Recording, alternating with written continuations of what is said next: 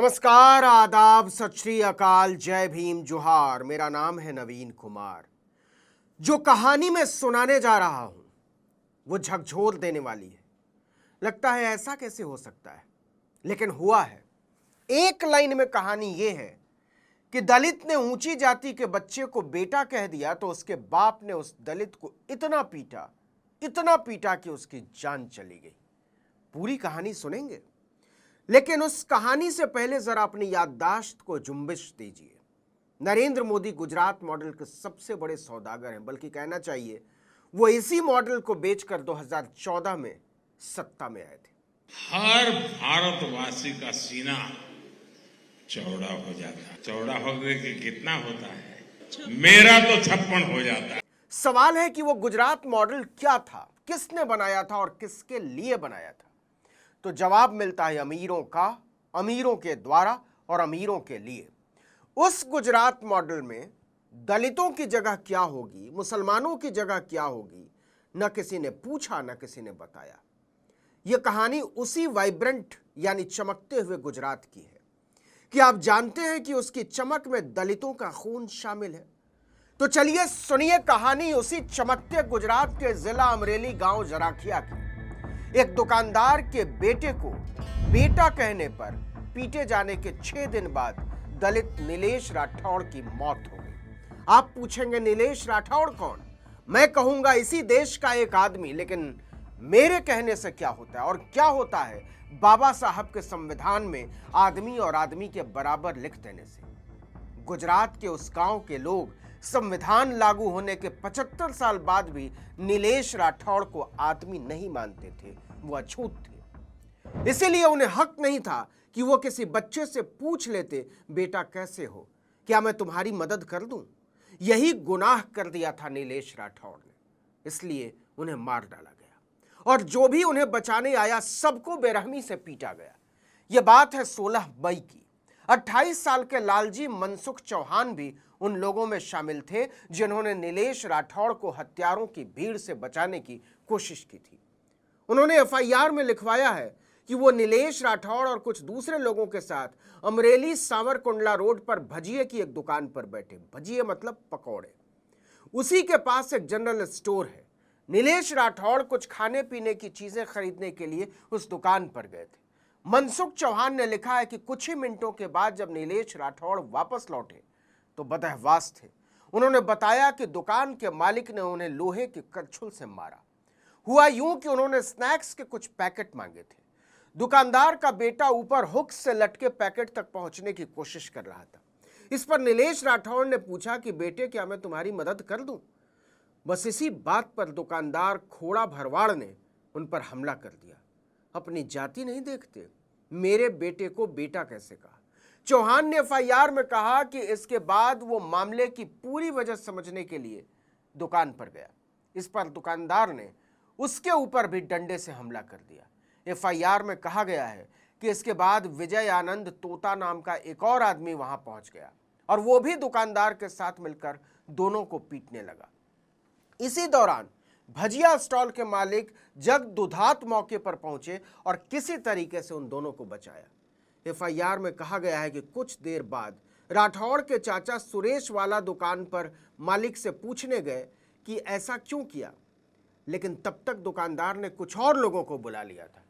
उन्होंने जाति सूचक गालियां देते हुए डंडों और दरातियों से उनकी पिटाई शुरू की। एफआईआर में लिखा है इसके बाद हम वहां से भागने लगे, लेकिन हमलावरों ने हमारा पीछा किया और लगातार खदेड़ कर पीटते रहे। वो चिल्ला रहे थे कि नीची जाति के होकर भी हमसे आंख कैसे मिला सकते हो, बराबरी की बात कैसे कर सकते हो, अपनी औकात में रहो।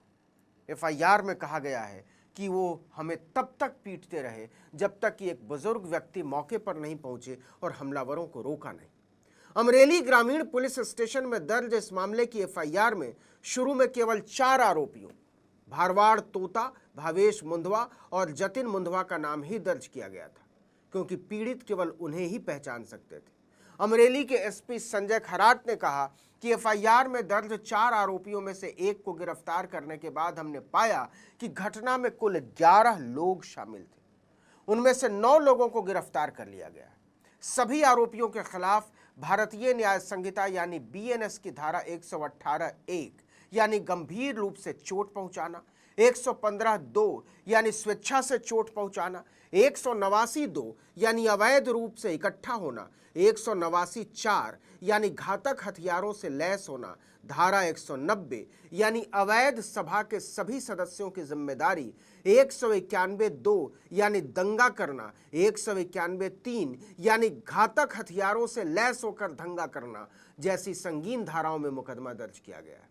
इसके साथ ही SC/ST एक्ट भी लगाया गया है। नीलेश राठौड़ को बेहद गंभीर हालत में पहले स्थानीय अस्पताल में दाखिल कराया गया, लेकिन बाद में उन्हें भावनगर सिविल अस्पताल रेफर कर दिया गया। 6 दिन तक उन्हें बचाने की कोशिश होती रही, लेकिन आखिर में उनकी जान चली गई। इसके बाद पुलिस ने धारा 103 यानी हत्या का मामला भी जोड़ दिया। राठौड़ के परिवार ने सभी हमलावरों की गिरफ्तारी तक शव को स्वीकार करने से इनकार कर दिया और धरने पर बैठ गया। कांग्रेस विधायक जिग्नेश मेवाणी परिजनों के साथ धरने पर बैठ गए। उन्होंने कहा कि यह जाति आधारित हिंसा का बर्बर उदाहरण है। हम सभी 4 पीड़ितों के लिए या तो 5 एकड़ खेत या सरकारी नौकरी की मांग करते हैं। इसके साथ ही एक काबिल अधिकारी से इसकी जांच कराई जाए और इसे एक नजीर की तरह पेश किया जाए। मेरे बेटे को बेटा क्यों कहा, केवल इस कारण के चलते किसी 20 साल के दलित युवक की हत्या हो जाए, ये दिखाता है कि आज भी गुजरात में कितना जातिवाद है, आज भी गुजरात का दलित कितना असुरक्षित है। प्रधानमंत्री गुजरात से आते हैं, गृह मंत्री गुजरात से आते हैं, फिर भी वो ट्वीट करके अपनी संवेदना भी नहीं दे रहे। दबाव में आई गुजरात पुलिस ने 8 हमलावरों को गिरफ्तार किया और एक नाबालिग को हिरासत में लिया। यह वहां की बात है साहब जी, जिसके विकास को पूरे देश में चमकते हुए मॉडल की तरह बेचा गया है। गुजरात मॉडल, यह वो मॉडल है जहां नीलेश राठौड़ के लिए समानता के आधार पर कोई जगह नहीं बनती। और ऐसा नहीं है कि यह कोई पहली घटना हो। 2016 में ऊना में गाय की खाल उतारने के आरोप में 4 दलित युवकों को मार डाला गया। 2017 में आणंद जिले के भादरनिया गांव में गरबा देखने गए दलित प्रकाश सोलंकी को मार दिया गया। मई 2018 में राजकोट में एक फैक्ट्री के बाहर कचरा इकट्ठा कर रहे दलित मुकेश वानिया को मार डाला गया। कच्छ के रापर में एक होनहार दलित वकील की दिन दहाड़े हत्या कर दी गई। मार्च 2021 में दलित RTI कार्यकर्ता बोरीचा को मार दिया गया। अगस्त 2022 में जूनागढ़ के मेंदरडा में दलित युवक जयसुख मुछड़िया को मार दिया गया। ये लिस्ट यहां खत्म नहीं होती है हुजूर। इस बात की गारंटी लेने और देने को कोई तैयार नहीं है कि आने वाले दिनों में जाति के आधार पर किसी दलित को और नहीं मारा जाएगा, और नहीं सताया जाएगा, और नहीं दबाया जाएगा। नीलेश राठौड़ न पहले हैं न आखिरी। अब पुलिस अपना काम करेगी सो करेगी, कानून अपना काम करेगा सो करेगा, लेकिन हम और आप समाज के तौर पर क्या यही चाहते थे? ऐसी ही दुनिया? मनुस्मृति के बजबजाते हुए जिन पन्नों को संविधान बन जाने के साथ ही खाक हो जाना था, वो आज भी समता, बंधुत्व और न्याय की व्याख्याओं को जमीन पर नहीं उतरने दे रही। तो जरा सोचिए, इसके पीछे कौन लोग हैं और उनका इरादा क्या है। इस वीडियो में इतना ही, लेकिन अगर आपने आर्टिकल 19 इंडिया को अब तक सब्सक्राइब नहीं किया तो फौरन कर लीजिए, बेल आइकॉन दबाइए, घंटी जैसी आकृति लाइक कीजिए और कमेंट करके बताइए हमारा वीडियो आपको कैसा लगा। हमारा ट्विटर हैंडल है article19_India और मेरा ट्विटर हैंडल है नवीन जर्नलिस्ट। नमस्कार।